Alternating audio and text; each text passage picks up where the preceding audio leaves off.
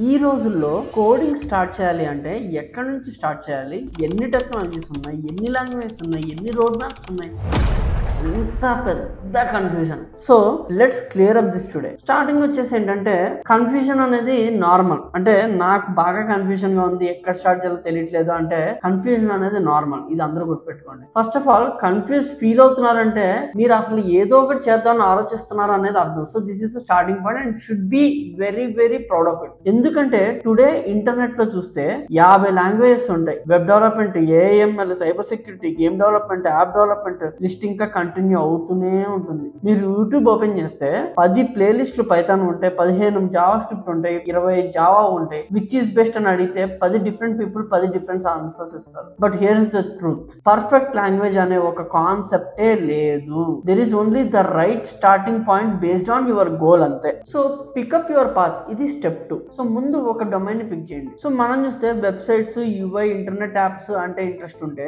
Web development, data predictions, AI గురించి curiosity ఉంటే data science, AML, phones, apps, mobile experience లాంటివి interest ఉంటే Android, iOS development, security, hacking, system attract చేస్తే cyber security, games, animation లో interest ఉంటే game development. And if you still don't know which part to choose అంటే web development తో start చేయండి. Simple concept, fast గా అర్థమవుతాయి and beginner friendly అన్నమాట. So language select చేసుకోవాలి. ఇది అందరికి ఉండే ఇంకొక major thing. Choose the right language. Now మీరు చూస్ చేసుకున్న ఒక డొమైన్ లో ఖచ్చితంగా ఒక ప్రైమరీ లాంగ్వేజ్ అనేది ఉంటుంది అనమాట. సో అసలు ఏమేమి డొమైన్స్ ఉన్నాయి, ఏంటి ప్రైమరీ అనేది మనం చూసినట్లయితే వెబ్ డెవలప్మెంట్ కి వెళ్ళుంటే HTML, CSS, JavaScript and optionally Python, node JS కానీ జావా కానీ ఇవి బేసిక్ గా ఉంటాయి. అదే డేటా సైన్స్ కానీ ఏఐ కానీ డేటా సైడ్ వెళ్తే పైథాన్ అనేది mandatory. Libraries like NumPy, Pandas ఇవన్నీ ఉంటాయి అనమాట.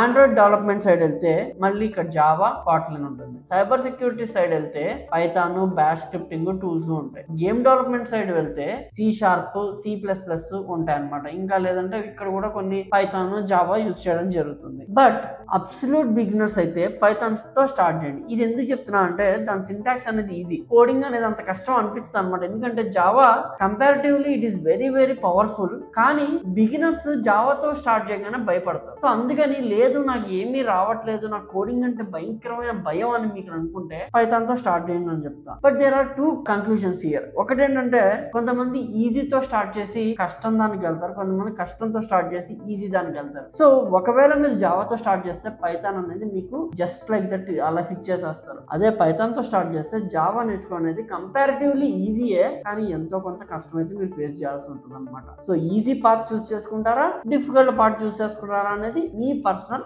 అజంప్షన్. బట్ ఈ రెండింటితో స్టార్ట్ చేస్తే మంచిది. ఓకే, తర్వాత ఫండమెంటల్స్ బేసిక్ గా ఫోకస్ చేయాలి. చాలా మంది కోడింగ్ లో direct recursion, DSA or complex apps build చేయడానికి ట్రై చేస్తూ ఉంటారు. But what really matters in the beginning అంటే ఈ బేసిక్ ని ప్రైమరీగా నేర్చుకోవాలి. ఆ బేసిక్స్ ఏంటి అంటే variables and data types, loops, for, while, if else conditions, arrays, strings, functions, class and object oriented programming. ఇవి ఈ 6 లో నాకు స్ట్రాంగ్ గా ఉన్నాను అంటే మీ ఫౌండేషన్, అంటే బిల్డింగ్ కి ఎలాగైతే ఒక ఫౌండేషన్ అనేది స్ట్రాంగ్ గా ఉండాలో మీకు ఇవి ఫౌండేషన్ అనమాట. ఇవి గనక మీరు స్ట్రాంగ్ గా ఉంటే మిగతావన్నీ కూడా మీరు ఈజీగా నేర్చుకోగలరు. సో ఈ 6 కాన్సెప్ట్స్ మాత్రం చాలా చాలా స్ట్రాంగ్ గా ఉండడానికి ట్రై చేయండి. తర్వాత practice strategy. Practice daily, not randomly. ఇదెందుకు చెప్తున్నా అంటే ఒక్క రోజు 6 అవర్స్ చదవడం కన్నా రోజు గంట ప్రాక్టీస్ చేయడం అనేది బెటర్. స్మాల్ ఛాలెంజెస్ సాల్వ్ చేయండి, సింపుల్ ప్రోగ్రామ్స్ రాయండి. ఫర్ ఎగ్జాంపుల్ ఇలాంటిది అంటే print patterns, calculator apps, number games, basic files ఇలాంటివి చేయండి. సో అవి చేస్తే ఏంటంటే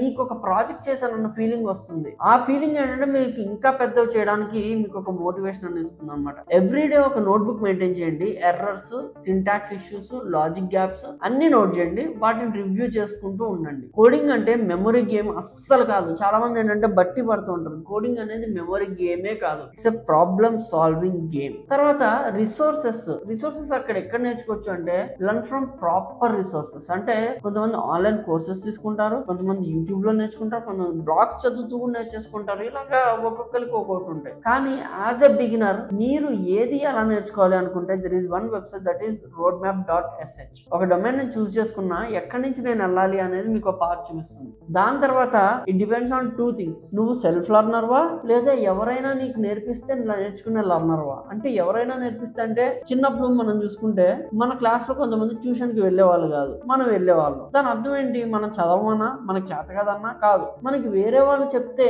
ఈజీగా అర్థం చేసుకుంటాం అనేది ఒక కాన్సెప్ట్ ఉంటుంది. దానికి వాళ్ళు online courses, offline courses, Ameerpet institutions award చేస్తారు. కొంతమంది ఏంటంటే నేను ఏదైనా చూసి నేర్చుకోగలను, నేను కొంచెం ఓకే ఐఎమ్ బెటర్ పర్సన్ అని వాళ్ళకి ఫీలింగ్ ఉంటే అండ్ వాళ్ళకి కాన్ఫిడెన్స్ ఉంటే of course you can go to YouTube. అన్ని కూడా మీకు ఫ్రీగా అవైలబుల్ గా ఉంది. కానీ హియర్ 2 things. నేను ఈ విషయం ఎందుకు చెప్తున్నా అంటే చాలా మంది అమీర్పేట్ లోకి రాలేని వాళ్ళు, ఇది యూపీఎస్సీ కానీ ఇలాంటివి నేర్చుకునే వాళ్ళు ఏం చేస్తారంటే వాళ్ళకి వన్స్ జాబ్ రాలేదంటే అరే నేను కోచింగ్ తీసుకుంటే బాగుండేమో అనే ఫీలింగ్ వాళ్ళకి వస్తుంది. సో కోచింగ్ తీసుకున్నా తీసుకోకపోయినా అది మీ సెల్ఫ్ బట్ ఉంటది. ఒకళ్ళ కోచింగ్ తీసుకుంటేనే వస్తుందంటే టేక్ గో హెడ్, మీరు కోచింగ్ తీసుకోండి. కొంతమంది నాకు కోచింగ్ లేకుండా వస్తుందంటే కోచింగ్ లేకుండానే చదవండి. కానీ వన్ థింగ్, ఏది తీసుకున్నా రిగ్రెట్ అయితే అవ్వద్దు. దాంట్లో ఎలాగోలా ముందరికి వెళ్ళడానికి ట్రై చేయండి. ఇది నేను ఇచ్చే one of the genuine suggestion. తర్వాత స్టెప్ 7 వచ్చేసి మనకి project building. Build small projects. సిల్లీగా కనిపించినా సరే చిన్న చిన్న ప్రాజెక్ట్స్ బిల్డ్ చేయండి. అంటే ఇంతకు పైన చెప్పేదా సింపుల్ గా ఒక క్యాల్కులేటర్, ఒక వెదర్ యాప్, లేకపోతే ఒక టు డూ యాప్ ఇలాంటివి బిల్డ్ చేయండి. బ్యాక్ ఎండ్ లాగిన్ సిస్టమ్స్ కానీ లేకపోతే ఫ్రంట్ ఎండ్ లో పోర్ట్ఫోలియో సైట్స్ కానీ ఇలాంటివి బిల్డ్ చేయండి. ఈ స్మాల్ ప్రాజెక్ట్స్ చేశాక కాన్ఫిడెన్స్ ఖచ్చితంగా వచ్చేస్తుంది. చిన్న ప్రాజెక్ట్స్ అయ్యాక రియల్ వరల్డ్ లో రియల్ ప్రాబ్లమ్స్ సాల్వ్ చేసే ప్రాజెక్ట్స్ బిల్డ్ చేయాలి. వాటితో మంచి యూస్ కేసు ఉండే ఒకే ఒక ప్రాజెక్ట్ అన్న పెద్దది బిల్డ్ చేయడానికి ట్రై చేయండి.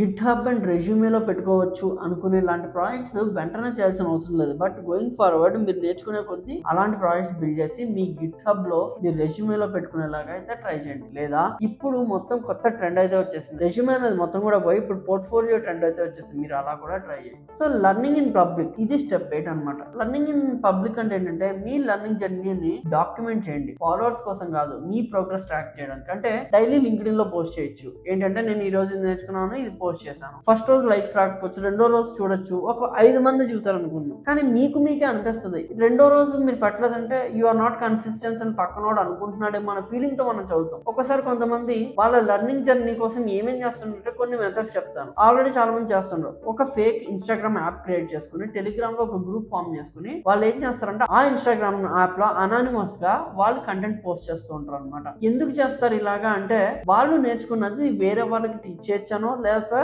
వాళ్ళ స్ట్రీక్ ని మెయింటైన్ చేయడానికో చేస్తుంటారు. మోస్ట్లీ ఇది లింక్డ్ఇన్ లో చేస్తే చాలా యూజ్ అయితే అవుతుంది అనమాట. బట్ గ్రూప్ స్టడీ చేస్తే ఇంకా మంచిది. అంటే ఒక 4 ఫ్రెండ్స్ తో కలిసి, 2 ఫ్రెండ్స్ తో కలిసి, 3 ఫ్రెండ్స్ తో కలిసి చదువుకుంటే ఈజీగా అవుతుంది అనమాట. ఎందుకంటే నాలెడ్జ్ ట్రాన్స్ఫర్ అనేది జరుగుతుంది. మీకు తెలిసింది వాళ్ళకి తెలిసింది మీకు చెప్పుకోవడం వల్ల ఖచ్చితంగా ఎంతో కొంత ప్లస్ అయితే అవుతుంది. స్టెప్ 9 వచ్చేసి కన్సిస్టెన్సీ అనమాట.